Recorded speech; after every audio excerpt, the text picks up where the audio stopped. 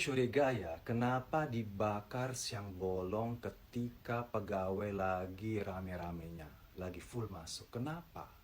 Kenapa nggak malam hari ketika mereka sudah pulang? Bilang aja malam-malam korslet itu kan ada hujan, ada petir. Apalagi sekarang musim hujan bisa saja alasan seperti itu. Korslet karena petir ini nggak kenapa. Saya duga ini mungkin saja karena mereka mau menghilangkan juga saksi hidup barang bukti berupa materi dan juga manusianya. Sekaligus satu paket.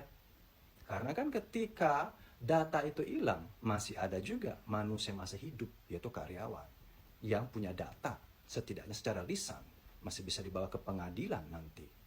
Nah ini harus diusut kasus ini. Apakah berani? Oh tidak. Karena ini akan berhenti di Mpok Lela. Berhenti. Seperti kasusnya si Trio Panci yang dia gugat si Tarzan. Ujuk-ujuknya tim cyber menolak, kami tidak bisa memproses perkara ini ketika si Tarzan itu di sebuah stasiun televisi mengatakan bahwa itu ijazahnya dirinya, ijazahnya mana, pokoknya kasus jasa Pelsong.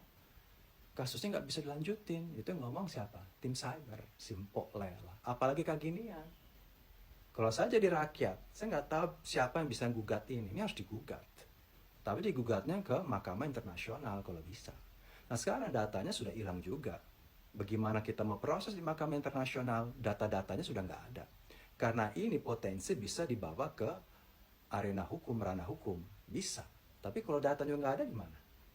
Itu cuma katanya-katanya. Sebagian saksinya sudah dimodarin, hilang, yang lain ketakutan, sebagian diintimidasi, udah, habis game over. Inilah menurut saya cara-cara sangat zolim.